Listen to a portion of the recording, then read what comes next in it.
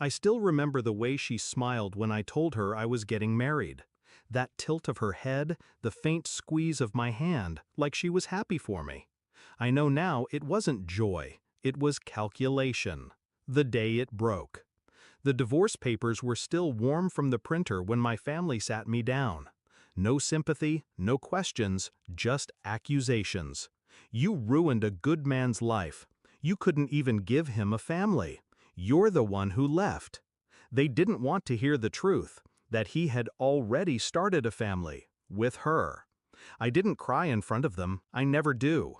I walked out with my dignity, my wedding ring still in my pocket, and a promise forming quietly in my head. Before the rot. She was my cousin, younger by 3 years, the type everyone called sweet. I let her babysit my dog. I shared clothes with her. I even introduced her to my husband when she came to visit. He liked her laugh. I thought nothing of it. He was mine. She was family. The cracks. It started small. He began working late, smelling faintly of perfume I didn't own. Then the sudden silences when I entered a room. The flick of her eyes when we saw each other at family gatherings. My gut whispered, but I silenced it. I didn't want to be that wife, the paranoid one. The proof. The proof came wrapped in a careless mistake. His phone left on the counter. A text preview lighting the screen. She's kicking again, wish you were here. The name above it wasn't saved as hers. It was S. But I knew the way she typed. No punctuation, just breathless updates. She was 6 months pregnant. The break. I didn't scream. I didn't demand answers. I looked at him over dinner that night and thought, you'll hang yourself without me lifting a finger. The next week, I filed for divorce. Clean. No shouting match, no public scene. He got the story he wanted, that I'd given up on the marriage. She moved in with him before the ink dried. My family rallied around them, and I disappeared. 3 years of silence. In silence, you can build empires. I took extra shifts, sold the house I'd gotten in the divorce and invested smart. Learned the property market like it was a second language. I bought cheap, fixed up, sold high. Every month I checked one thing, their address. They never bought, always rented, always just scraping by. The market in our town was tightening. Landlords were selling to cash in. I waited. The opening. One morning a listing popped up. Their house. 3 bedrooms, peeling paint, bad plumbing. I knew it well. I'd been inside, back when it was ours. The asking price was low. Too low.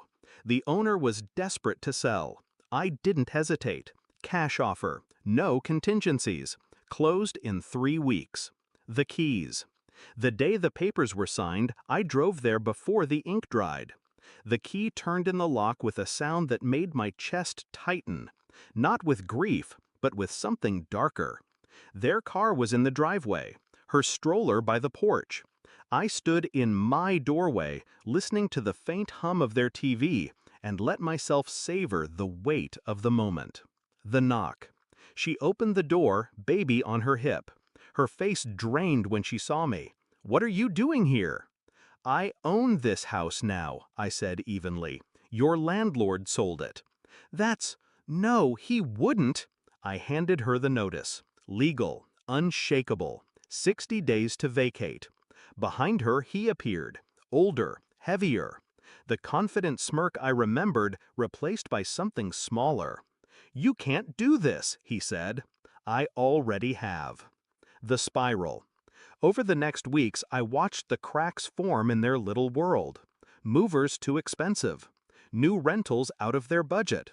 She tried calling my family, spinning her version. This time, no one answered. I didn't have to spread the truth, just a quiet word to the right ears that maybe they should ask her about timelines. Secrets have a way of rotting from the inside. The last day.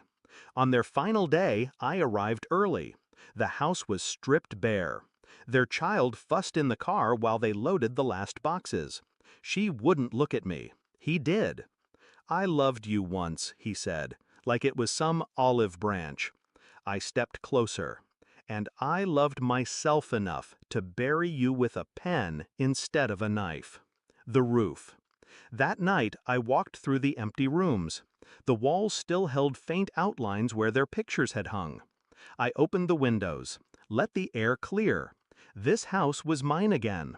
Not because I wanted to live in it, but because owning it meant I owned the ground they once stood on. The release. Revenge isn't loud. It's not a shout in the street or a drink thrown in someone's face. It's the quiet turning of a key, the signature on a deed, the moment you realize they have to leave, and you don't. I didn't ruin their lives. They planted the rot themselves. I just bought the soil.